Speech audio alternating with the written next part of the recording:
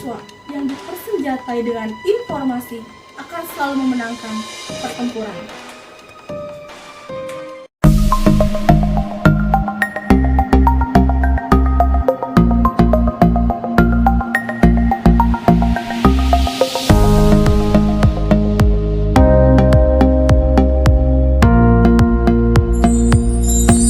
Kepandangan pakai baju bermotif, berangkatnya naik taksi. Wahai peserta didikku yang kreatif, mari belajar teks eksplanasi. Assalamualaikum warahmatullahi wabarakatuh. Apa kabar peserta didikku? Semoga selalu semangat ya dalam menjalani PJJ di masa pandemi ini. Kalau kemarin kita sudah membahas mengenai materi tentang teks prosedur, maka di materi kali ini kita akan membahas mengenai teks eksplanasi.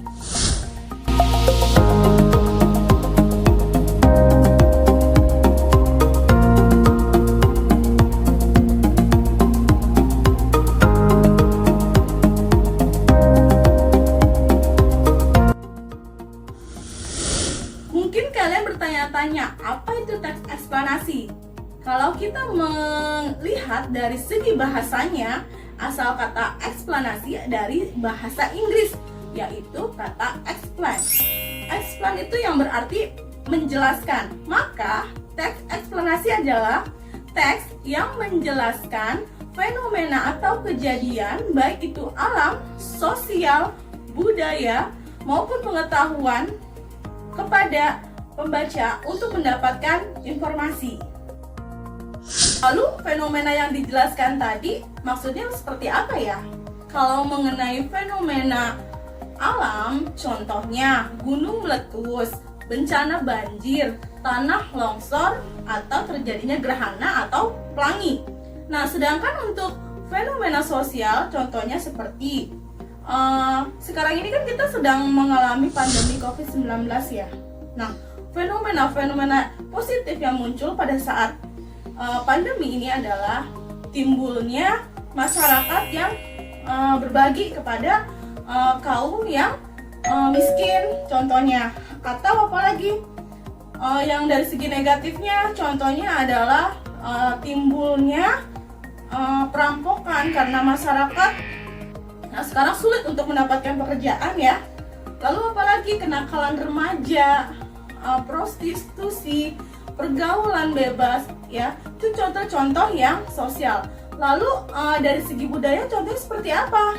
Contohnya adalah paguyuban atau kegiatan gotong royong yang dilakukan oleh masyarakat. Untuk lebih jelas mengenai materi teks eksplanasi, kita harus tahu dulu kompetensi dasarnya. Yang pertama, kompetensi dasar untuk teks eksplanasi yaitu menganalisis informasi, baik pengetahuan dan urutan kejadian dalam teks eksplanasi berkaitan dengan bidang pekerjaan, baik lisan maupun tulisan.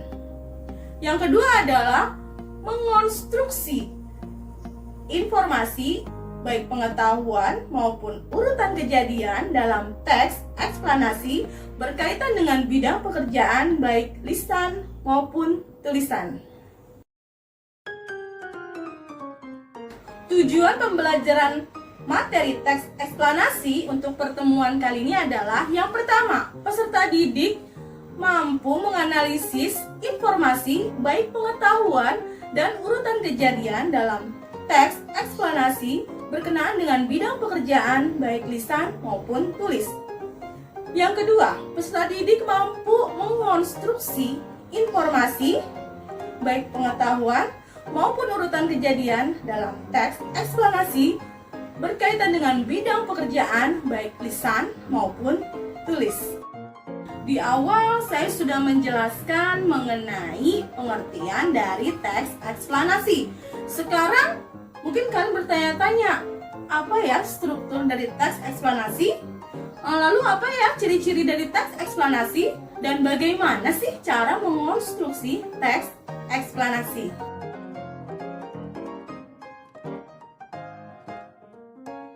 Ciri-ciri teks eksplanasi yang pertama adalah teks eksplanasi memuat informasi yang bersifat faktual.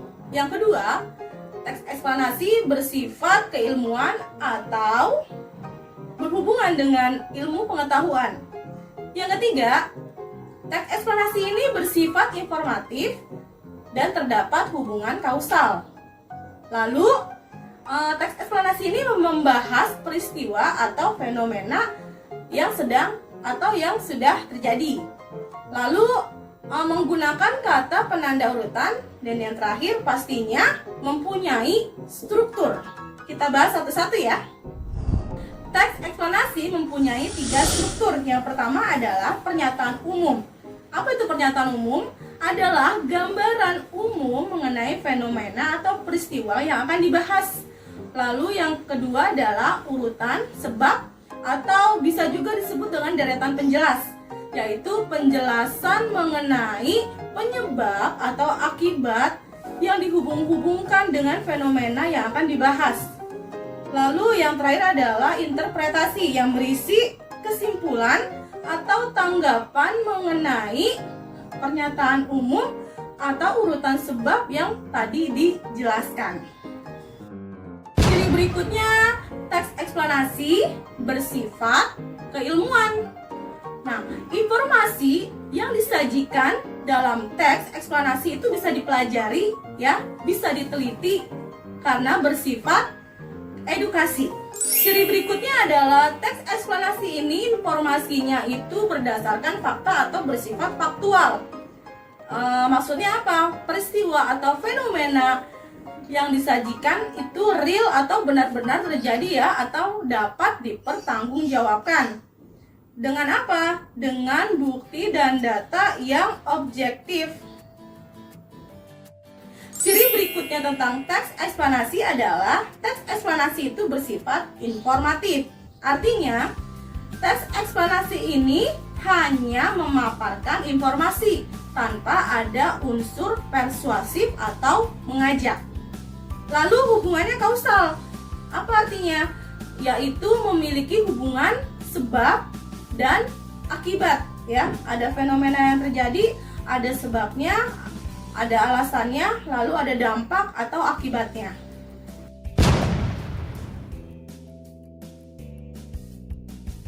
Untuk ciri berikutnya tentang teks eksplanasi ini sudah dijelaskan di awal, yaitu bahwa teks eksplanasi ini membahas peristiwa atau fenomena atau kejadian, baik itu alam, sosial maupun budaya.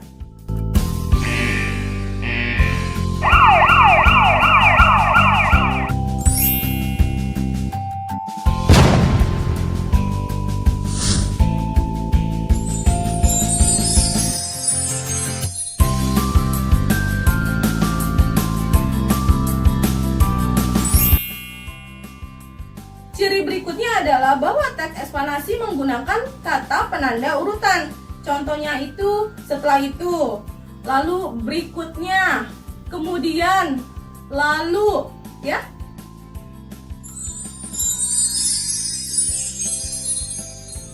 Bagaimana? Kalian sudah paham kan mengenai ciri-ciri yang tadi dipaparkan oleh saya?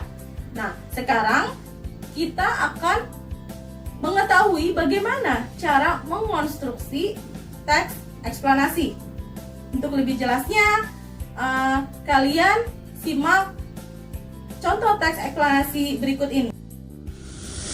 Dalam mengonstruksi teks eksplanasi, kita harus mengetahui dulu apa itu strukturnya yang tadi sudah dijelaskan di awal. Di sini contoh teks eksplanasinya dengan judul Pelangi. Pelangi adalah sebuah busur spektrum besar yang berlangsung sebab adanya pembiasan cahaya matahari oleh butir-butir air. Pelangi dianggap sebagai satu di antara gejala optik serta meteorologi berwujud cahaya dengan aneka ragam warna yang sejajar terlihat di langit atau medium lainnya. Pelangi merupakan busur cahaya dengan ujung yang mengarah pada horizon ketika hujan ringan di sekitar air terjun. Pelangi juga dapat terlihat dengan jelas. Dari paragraf yang ini sudah bisa disimpulkan bahwa ini merupakan pernyataan umum karena berisi gambaran umum secara singkat mengenai pelangi. Lalu di paragraf yang kedua, pelangi serta efek cahaya lain yang ada di langit disebabkan oleh adanya cahaya yang membias serta menyimpang menjauhi partikel. Ketika matahari terbenam, langit ini akan berubah warna merah sebab sinar matahari melewati atmosfer yang jauh lebih tebal daripada saat matahari berada tinggi di atas langit ketika siang hari. Pelangi tidak akan terlihat di malam hari atau pada saat cuaca mendung. Hal tersebut dikarenakan pelangi adalah hasil dari pembiasan cahaya. Pada awalnya, cahaya matahari ini akan melewati sebuah tetes hujan, lalu dibelokkan atau dibiaskan menuju tengah tetes hujan sehingga akan memisahkan cahaya putih menjadi spektrum. Nah, di sini sudah jelas ya bahwa paragraf yang kedua ini merupakan deretan penjelas atau sebab akibat mengapa munculnya pelangi. Jadi sudah jelas bahwa paragraf yang kedua ini merupakan deretan penjelas. Lalu berikutnya di paragraf yang ketiga, pelangi hanya bisa dilihat ketika hujan yang dibarengi dengan matahari bersinar. Namun dari sisi yang berlawanan dari si pengamat, posisi si pengamat ini harus terletak di antara matahari serta terkesan air dengan matahari di belakang orang tersebut. Matahari dan mata si pengamat serta pusat busur pelangi harus ada di dalam satu garis lurus.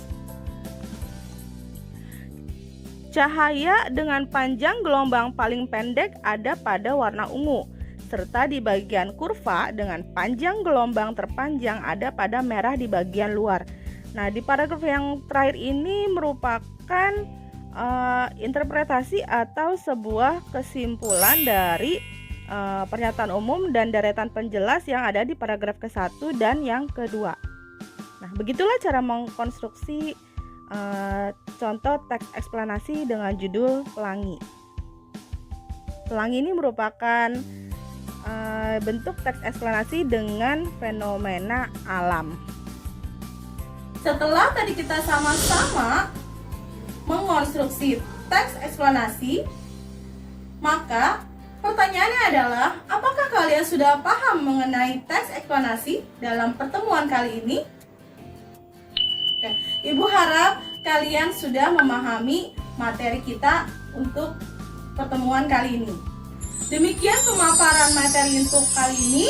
Untuk pertemuan berikutnya, kita akan membahas mengenai unsur kebahasaan dari teks eksplanasi dan bagaimana cara menulis teks eksplanasi sesuai dengan kaidah kebahasaan yang tepat. Demikian penjelasan yang Ibu sampaikan dalam pertemuan kali ini. Wassalamualaikum warahmatullahi wabarakatuh.